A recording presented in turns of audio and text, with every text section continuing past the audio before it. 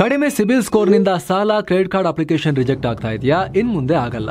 SBM Z credit card ಬಳಸಿ ಈಸಿಯಾಗಿ credit score ಅನ್ನ 750 ಗಿಂತ ಜಾಸ್ತಿ ಮಾಡ್ಕೋಬಹುದು. ಇದೊಂದು FD ಆಧಾರಿತ ಕಾರ್ಡ್. UPI ಬಳಸಿ ಕ್ರೆಡಿಟ್ ಕಾರ್ಡ್ ಬ್ಯಾಲೆನ್ಸ್ ಅನ್ನ ಖರ್ಚು ಮಾಡಬಹುದು. FD ಗೆ RBI ಗ್ಯಾರಂಟಿಯೊಂದಿಗೆ 7% ಇಂಟ್ರೆಸ್ಟ್ ಕೂಡ ಸಿಗುತ್ತೆ. 30 ದಿನದಲ್ಲೇ ಕ್ರೆಡಿಟ್ ಸ್ಕೋರ್ ನಲ್ಲಿ ಇಂಪ್ರೂವ್ಮೆಂಟ್ ಕೂಡ ನೋಡಬಹುದು. ಡಿಸ್ಕ್ರಿಪ್ಷನ್ ಹಾಗೂ ಪಿನ್ ಕಾಮೆಂಟ್ ನಲ್ಲಿರೋ ಲಿಂಕ್ ಮೂಲಕ Z ಆಪ್ ಡೌನ್ಲೋಡ್ ಮಾಡಿ.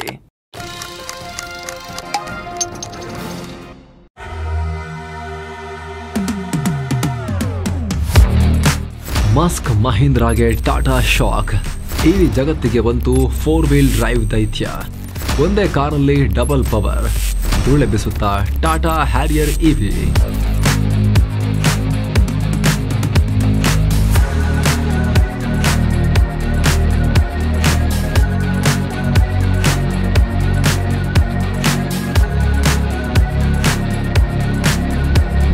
ನಮಸ್ಕಾರ ಸ್ನೇಹಿತರೆ. ಭಾರತದ EV ಮಾರ್ಕೆಟ್ ನಿಧಾನಕ್ಕೆ ಎಕ್ಸ್ಪ್ಯಾಂಡ್ ಆಗ್ತಿರೋ ಹೊತ್ತಲ್ಲಿ ಆಟೋ ದಿಗ್ಗಜ ಟಾಟಾ ಮೋಟಾರ್ಸ್ ಮತ್ತೊಂದು ಗ್ರ್ಯಾಂಡ್ ಪ್ರಾಡಕ್ಟ್ ತರ್ತಾ ಇದೆ.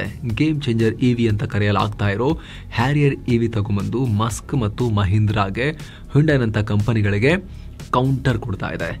ಕೆಲ ತಿಂಗಳ ಹಿಂದೆ ಮಹೀಂದ್ರಾ B6 ಹಾಗೂ XEV9 ತಂದಾಗ ಬಹಳ ಜನ ಆಟೋಮೊಬೈಲ್ ಎಕ್ಸ್ಪರ್ಟ್ಗಳು ಟಾಟಾ ಮೋಟಾರ್ಸ್ಗೆ ಕಷ್ಟ ಅಂತ ಹೇಳ್ತಾ ಇದ್ರು. ಮಹೀಂದ್ರಾದ ಬಾರ್ನ್ ಎಲೆಕ್ಟ್ರಿಕ್ ಪ್ಲಾಟ್ಫಾರ್ಮ್ ನ ಟಾಟಾ ಮ್ಯಾಚ್ ಮಾಡೋಕ್ಕಾಗಲ್ಲ ಅಂತ ಹೇಳ್ತಾ ಇದ್ರು. ಆದ್ರೆ ಟಾಟಾ ಮಹೀಂದ್ರಾನ ಮ್ಯಾಚ್ ಮಾಡೋದಿರಲಿ, ಕಾಂಪಿಟೇಷನ್ ವಿರುದ್ಧ ದೊಡ್ಡ ಕೌಂಟರ್ ತಗೊಂಡ್ಬಂದಿದೆ. ಎರಡೆರಡು ಮಹೀಂದ್ರಾ ಕಾರ್ಗಳನ್ನ ಕಂಬೈನ್ ಮಾಡಬೇಕು, ಅಷ್ಟು ಪವರ್ ಒಂದೇ ಕಾರ್ನಲ್ಲಿ ಕೊಟ್ಟಿದ್ದಾರೆ. ಎಷ್ಟರ ಮಟ್ಟಿಗಂದ್ರೆ ಟಾಟಾ ಹ್ಯಾರಿಯರ್ EV ಕೇರಳದಲ್ಲಿ ಎಲಿಫೆಂಟ್ ರಾಕ್ ಅನ್ನೋ 4000 ಅಡಿ ಎತ್ತರದ ಏಕಶಿಲಾ ಬೆಟ್ಟವನ್ನ ಹತ್ತಿ ತೋರಿಸಿದೆ. 34 ಡಿಗ್ರಿ ಓರೆಯಾಗಿರೋ ಜಾಗವನ್ನ ಏರಿದೆ.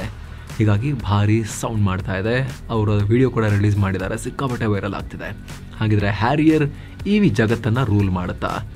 ಹೊಸ ಎಲೆಕ್ಟ್ರಿಕ್ SUV ಆಗಿ, ರಿಯಲ್ SUV ಆಗಿ ಕಂಗೊಳಿಸುತ್ತಾ? ಹೊಸ ಹ್ಯಾರಿಯರ್ನಲ್ಲಿ ಏನೇನಿದೆ, ಎಷ್ಟಕ್ಕೆ ಸಿಗುತ್ತೆ? ಈ ವರದಿಯಲ್ಲಿ ನೋಡ್ತಾ ಹೋಗೋಣ. ಕಡತನ ಕಮಿಸ್ ಮಾಡಿದೆ ನೋಡಿ. ಹ್ಯಾರಿಯರ್ EV ಟಾಟಾದ 6ನೇ electric car. Tata Harrier EV June 3ನೇ ತಾರೀಕು ಲಾಂಚ್ ಆಗಿದೆ. ಟಿಗೋರ್, ಟಿಯಾಗೋ, ನೆಕ್ಸಾನ್, ಪಂಚ್, ಕರೂನ್ ನಂತರ ಎಲ್ಲ ಸಣ್ಣ ಸಣ್ಣ ಕಾರ್ಗಳ ನಂತರ ಈಗ ದೈತ್ಯನೇ ತಗೊಂಬಂದಿದೆ ಟಾಟಾ. 6ನೇ ಎಲೆಕ್ಟ್ರಿಕ್ ಕಾರ್ ತನ್ನ ಲೆಜೆಂಡರಿ ಹ್ಯಾರಿಯರ್ ಕಾರನ್ನ EV ಆಗಿ ಕನ್ವರ್ಟ್ ಮಾಡಿದೆ. ಈ ಹಿಂದೆ ಟಾಟಾ ಹ್ಯಾರಿಯರ್ ಸಿಕ್ಕಾಪಟ್ಟೆ ಸದ್ದು ಮಾಡಿತ್ತು.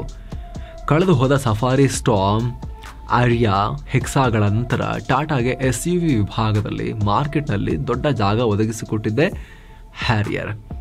ಮೊದಲ ಬಾರಿಗೆ ಲ್ಯಾಂಡ್ ರೋವರ್ ಪ್ಲಾಟ್ಫಾರ್ಮ್ ಬಳಸಿದ್ರಿಂದ ಟಾಟಾಗೆ ಪ್ಲಸ್ ಪಾಯಿಂಟ್ ಆಗಿತ್ತು. ಈಗ ಅದನ್ನೇ ಟಾಟಾ EV ಕಾರಾಗಿ ಮಾರ್ಪಾಟು ಮಾಡಿದೆ. ಆದರೆ ಹಾಗಂತ ಕೇವಲ ಎಂಜಿನ್ ಅಷ್ಟೇ ತೆಗೆದಿಲ್ಲ, EV ಸೆಗ್ಮೆಂಟ್ನೇ ಬುಡಮೇಲು ಮಾಡೋ ಬದಲಾವಣೆಗಳನ್ನು ತಗೊಂಡ್ಬಂದಿದೆ. 4-wheel ಡ್ರೈವ್, ಬೆಟ್ಟ ಕೂಡ ಹತ್ತುತ್ತೆ. ಸ್ನೇಹಿತರೆ, ಟಾಟಾ ಹ್ಯಾರಿಯರ್ EVಯ ಗೇಮ್ ಚೇಂಜಿಂಗ್ ಫೀಚರ್ಗಳಲ್ಲಿ ಮೊದಲನೇದು ಅದರ ಪವರ್. ಟಾಟಾದ ಹಳೆ ಹ್ಯಾರಿಯರ್ ಮತ್ತು ಸಫಾರಿ ಕಾರುಗಳು ಹೆಸರಿಗೆ ಮಾತ್ರ SUV, ಆದರೆ ಅಷ್ಟೊಂದು ಪವರ್ ಇರಲಿಲ್ಲ, ಬಲ ಇಲ್ಲ ಅಂತ ಟೀಕೆ ಮಾಡಲಾಗ್ತಿತ್ತು.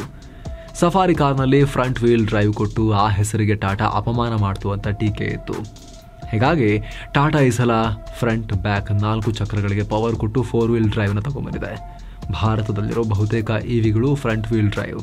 ಆದರೆ ಟಾಟಾ ಹ್ಯಾರಿಯರ್ EVಯಲ್ಲಿ ಎರಡೆರಡು ಮೋಟಾರ್ ಇಟ್ಟಿದೆ. ಇದರಲ್ಲಿ 2 ಬ್ಯಾಟರಿ ಆಪ್ಷನ್ಸ್, ಒಂದು 65 kWh ಬ್ಯಾಟರಿ, ಇನ್ನೊಂದು 75 kWh ಬ್ಯಾಟರಿ. ಅದರಲ್ಲಿ 75 kWh ಬ್ಯಾಟರಿ ವೇರಿಯಂಟ್ ಇದೆಯಲ್ಲ, ಇದು ರಿಯರ್ ವೀಲ್ ಡ್ರೈವ್ ಮತ್ತು 4-wheel ಡ್ರೈವ್ ಎರಡರಲ್ಲೂ ಲಭ್ಯ ಇದೆ.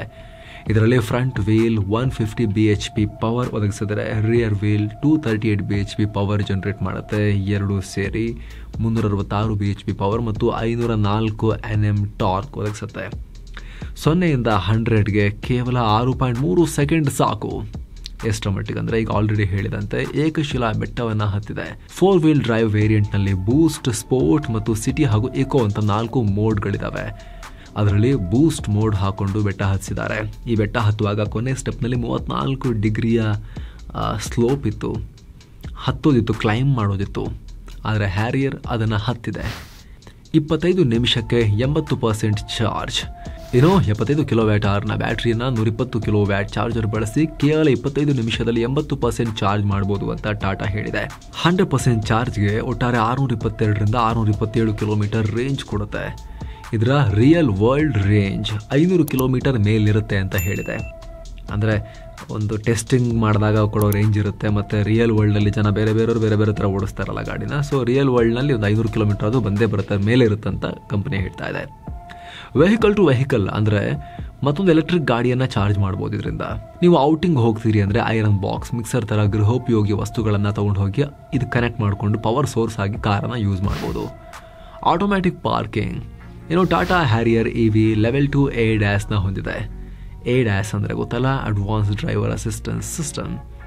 ಲೆವೆಲ್ 5 ಅಂದರೆ ಕಂಪ್ಲೀಟ್ ಆಟೋನಮಸ್ ಕಾರು, ಡ್ರೈವರೇ ಬೇಕಾಗಿಲ್ಲ. ಲೆವೆಲ್ 2 ಅಂದರೆ ಅಡಾಪ್ಟಿವ್ ಕ್ರೂಸ್ ಕಂಟ್ರೋಲ್ ಜೊತೆಗೆ lane keep assist, blind spot monitoring, rear cross traffic alert ಸೇವೆ ಎಲ್ಲ ಇರುತ್ತೆ. ಹಾಗಂತ ಎಲ್ಲ ಲೆವೆಲ್ 2ನಲ್ಲಿ ಆಟೋಮ್ಯಾಟಿಕ್ ಪಾರ್ಕಿಂಗ್ ಇರಲ್ಲ, ಇದರಲ್ಲಿರುತ್ತೆ. ವಿಶೇಷ ಅಂತ ಹೇಳಿದ್ರೆ ಪ್ಯಾರಲ್ ಮತ್ತು ಪರ್ಪೆಂಡಿಕ್ಯುಲರ್ ಎರಡೂ ರೀತಿಯಲ್ಲಿ ಪಾರ್ಕಿಂಗ್ ಅಸಿಸ್ಟೆನ್ಸ್ ಕೊಡುತ್ತೆ. ಅಂದರೆ ಕಾರುಗಳು ಅಕ್ಕಪಕ್ಕ ನಿಂತಿದ್ರೂ ಕೂಡ ಅದರ ಮಧ್ಯೆ ಜಾಗ ಇದ್ದರೆ ಆಗಲೂ ತಾನಾಗೆ ಪಾರ್ಕ್ ಮಾಡಿಕೊಳ್ಳುತ್ತೆ. ಒಂದು ವೇಳೆ ಕಾರುಗಳು ಒಂದರ ಹಿಂದೆ ಒಂದು ನಿಂತಿದ್ರೆ ಆಗ ಕೂಡ ಕರೆಕ್ಟಾಗಿ ಹೋಗಿ ಜಾಗ ಇರೋದು ನೋಡ್ಕೊಂಡು ಅಲ್ಲಿ ಪಾರ್ಕ್ ಮಾಡ್ಕೊಳ್ಳುತ್ತೆ. ಕೀಯಲ್ಲಿ ಸಮನ್ ಮೋಡ್ ಅಂತ ಇರುತ್ತೆ, ಅದನ್ನು ಕ್ಲಿಕ್ ಮಾಡಿದ್ರೆ ತಾನಾಗಿ ಪಾರ್ಕಿಂಗಿಂದ ಆಚೆ ಬಂದು ನಿಂತ್ಕೊಳ್ಳುತ್ತೆ. 7 ಏರ್ ಬ್ಯಾಗ್ಗಳು, 540 ಡಿಗ್ರಿ ಕ್ಯಾಮ್ರಾ. ಎಲ್ಲ ಕಂಪನಿಗಳು ತಮ್ಮ ಕಾರ್ಗಳಲ್ಲಿ 360 ಡಿಗ್ರಿ ಕ್ಯಾಮ್ರಾ ಇದೆ ಅಂತ ಹೇಳಿ ಪ್ರಚಾರ ಮಾಡ್ತಾ ಇದ್ರು. ಟಾಟಾ ತನ್ನ ಹ್ಯಾರಿಯರ್ನಲ್ಲಿ ಇನ್ನೊಂಚೂರು ಜಾಸ್ತಿ ಅಂತ ಹೇಳಿ 540 ಡಿಗ್ರಿ ವ್ಯೂ ಕೊಡ್ತೀವಿ ಅಂತ ಕೊಟ್ಟಿದ್ದಾರೆ. ಅಂದರೆ 360 ಕ್ಯಾಮರಾ ಜೊತೆಗೆ ಟ್ರಾನ್ಸ್ಪರೆಂಟ್ ಮೋಡ್ ಅಂತ ಕೊಟ್ಟಿದೆ. ಇದರಲ್ಲಿ ಕಾರ್ನ ಕೆಳಗಡೆ ಹೇಗಿದೆ ಅಂತ ಕೂಡ ನೀವು ನೋಡ್ಬೋದು. ಆಫ್ ರೋಡ್ ಹೋಗುವಾಗ ಇದು ನೆರವಾಗ್ಬೋದು. ಜೊತೆಗೆ ಬ್ಲೈಂಡ್ ಸ್ಪಾಟ್ನ ವ್ಯೂ ಡ್ರೈವರ್ ಮುಂದೆ ಇರೋ ಡ್ಯಾಶ್ ಬೋರ್ಡ್ನಲ್ಲೇ ಬರುತ್ತೆ. ಟಾಟಾ ಹ್ಯಾರಿಯರ್ EVಯಲ್ಲಿ 7 ಏರ್ ಬ್ಯಾಗ್ಗಳನ್ನು ಕೊಡಲಾಗಿದೆ. ಮತ್ತೊಂದು ಇಂಟ್ರೆಸ್ಟಿಂಗ್ ವಿಚಾರ ಅಂದರೆ EV ಗಾಡಿಗಳು ಸೌಂಡ್ ಮಾಡಲ್ಲ, ಗಾಡಿ ಬಂದಿದ್ದೇ ಗೊತ್ತಾಗಲ್ಲ ಅಂತ ನಾವು ಕಂಪ್ಲೇಂಟ್ ಮಾಡ್ತೀವಿ. ಹೀಗಾಗಿ ಟಾಟಾ ಹ್ಯಾರಿಯರ್ EVಯಲ್ಲಿ acoustic vehicle alerting system AVAS ಅಳವಡಿಸಿದ್ದಾರೆ. ಇದು ಪಾದಚಾರಿಗಳು ಅಥವಾ ಬೇರೆ ವೆಹಿಕಲ್ಗಳು ಮುಂದೆ ಬಂದಾಗ ಆಟೋಮ್ಯಾಟಿಕಲಿ ಸೌಂಡ್ ಜನರೇಟ್ ಮಾಡುತ್ತೆ. ಕಾರ್ನಲ್ಲೇ ಥಿಯೇಟರ್. ಈ ಕಾರ್ನಲ್ಲಿ ಮೊದಲ ಬಾರಿಗೆ ಸ್ಯಾಮ್ಸಂಗ್ ನಿಯೋ QLED ಡಿಸ್ಪ್ಲೇ ಕೊಡಲಾಗಿದೆ. ಸ್ಯಾಮ್ಸಂಗ್ನ ಬ್ರ್ಯಾಂಡೆಡ್ ಡಿಸ್ಪ್ಲೇ ಕೊಡಲಾಗಿದೆ. ಡಯಾಗೋನಲ್ಲಿ 14.53 ಇಂಚಿನ ಹರ್ಮನ್ ಎನ್ಫರ್ಟೈನ್ಮೆಂಟ್ ಸಿಸ್ಟಮ್ ಇದೆ ಇದರಲ್ಲಿ. ಜೊತೆಗೆ 10 JBL ಸ್ಪೀಕರ್ ಕೊಡಲಾಗಿದೆ. ಇವೆಲ್ಲ ಡಾಲ್ಬಿ ಅಟ್ಮಾಸ್ ಸಿಸ್ಟಮ್ ಹೊಂದಿವೆ. ಹೀಗಾಗಿ ನಿಮಗೆ ಕಾರ್ನಲ್ಲೇ ಥಿಯೇಟರ್ನಂಥ ಎಕ್ಸ್ಪೀರಿಯನ್ಸ್ ಸಿಗುತ್ತೆ. 502 ಲೀಟರ್ ಬೂಟ್ ಸ್ಪೇಸ್ ಹೊಂದಿದೆ. ಇದನ್ನು 999 ಲೀಟರ್ವರೆಗೂ ವಿಸ್ತರಿಸಬಹುದು ಅಂತ ಹೇಳಿದ್ದಾರೆ. ಅದೇ ರೀತಿ ಮುಂಭಾಗದಲ್ಲಿ ಇದು EV ಆಗಿರೋದ್ರಿಂದ ಅಲ್ಲಿ ಇಂಜಿನ್ ಇಲ್ಲದೆ ಇರೋದ್ರಿಂದ ಅಲ್ಲೂ ಸ್ಪೇಸ್ ಉಳಿಯುತ್ತಲ್ಲ. 35 ಲೀಟರ್ನ ಫ್ರಾಂಕ್ ಸ್ಟೋರೇಜ್ ಕೂಡ ಇದೆ. ಉಳಿದಂತೆ ಇದರಲ್ಲಿ ಟಾಟಾ ವ್ಯಾಲೆಟ್ ಸಿಸ್ಟಮ್ನ ಪರಿಚಯಿಸಿದೆ. UPI ಭಾರತ್ ಪೇ ಜೊತೆಗೆ ಇಂಟಿಗ್ರೇಟ್ ಮಾಡಿದ್ದಾರೆ. ಸೊ ಟೋಲ್ ಪೇ ಮಾಡೋದೆಲ್ಲ ಈಸಿ ಆಗುತ್ತೆ. ಅಲ್ಲದೆ ಟಾಟಾ ಹ್ಯಾರಿಯರ್ಗೆ ಸರ್ಕಲ್ ಥರ ವಿಶಿಷ್ಟ ಕೀ ಕೊಟ್ಟಿದ್ದಾರೆ. ರೌಂಡ್ ಕಾಯಿನ್ ಥರ ಇದೆ. ಇದರಲ್ಲಿ ಸಮನ್ ಮೋಡ್ ಸೇರಿದ ಹಾಗೆ ಫಾರ್ವರ್ಡ್, ಬ್ಯಾಕ್ವರ್ಡ್ ಬೇರೆ ಬೇರೆ ಬಟನ್ಸ್ ಇವೆ. ಈ ಬಟನ್ಗಳ ಮೂಲಕ ಪಾರ್ಕಿಂಗ್ನಲ್ಲಿ ಸ್ಟಕ್ ಆದಾಗ ಸ್ವಲ್ಪ ಹಿಂದೆ ಕಾರ್ನ ಮೂವ್ ಮಾಡ್ಕೋಬಹುದು ಬೇಕಾದ್ರೆ. ಜೊತೆಗೆ ಕಾರ್ಡ್ ಕೂಡ ಕೊಟ್ಟಿದ್ದಾರೆ. ಅದನ್ನು ಟ್ಯಾಪ್ ಮಾಡಿ ಕೂಡ ಗಾಡಿಯನ್ನು ನೀವು ಆಪರೇಟ್ ಮಾಡ್ಬೋದು. ಸದ್ಯ ಟಾಟಾ ಹ್ಯಾರಿಯರ್ EVಯ ಬೇಸ್ ಮಾಡೆಲ್ ಎಕ್ಸ್ ಶೋರೂಮ್ ಬೆಲೆ 21.49 ಲಕ್ಷ ಆಗುತ್ತೆ ಅಂತ ಟಾಟಾ ಹೇಳ್ಕೊಳ್ತಿದೆ. ಅಂದರೆ ಆನ್ ರೋಡ್ ಪ್ರೈಸ್ 23.24 ಲಕ್ಷ ಆಗಬಹುದು ಅಂತ ಹೇಳಲಾಗ್ತಿದೆ. ಆಫ್ ರೋಡ್ ಕಿಂಗ್ ಆಗೋ ಸಾಮರ್ಥ್ಯ ಇದೆ. ಹ್ಯಾರಿಯರ್ ಭರ್ಜರಿ ಫ್ಯಾನ್ ಬೇಸ್ ಇರೋ ಕಾರ್ ಸ್ನೇಹಿತರೆ. ಈಗ ಸೈಲೆಂಟ್ ವರ್ಷನ್ ಧೂಳೆಬ್ಬಿಸೋ ನಿರೀಕ್ಷೆ ಇದೆ, ನೋಡಬೇಕು. ಆಫ್ ರೋಡ್ ಕೇಪಬಿಲಿಟಿ ಭರ್ಜರಿಯಾಗಿ ಇದರಲ್ಲಿರೋ ಲಕ್ಷಣಗಳು ಈಗ ಕಾಣಿಸ್ತಾ ಇದೆ. ಇದೇನು ಮಾರ್ಕೆಟಿಗೆ ಬಂದ ಮೇಲೆ ರಿಯಲ್ ವರ್ಲ್ಡ್ ಟೆಸ್ಟಿಂಗ್ ಎಲ್ಲ ಆದಮೇಲೆ ಅದರ ಫೀಡ್ಬ್ಯಾಕ್ ನೋಡಿ ತುಂಬ ಜನ ಈ ಕಾರ್ ಬಗ್ಗೆ ಡಿಸೈಡ್ ಮಾಡ್ಬೋದು. Thank you so much. ಮತ್ತೆ ಭೇಟಿ ಆಗ್ತಿರೋಣ. ನಮಸ್ತೆ.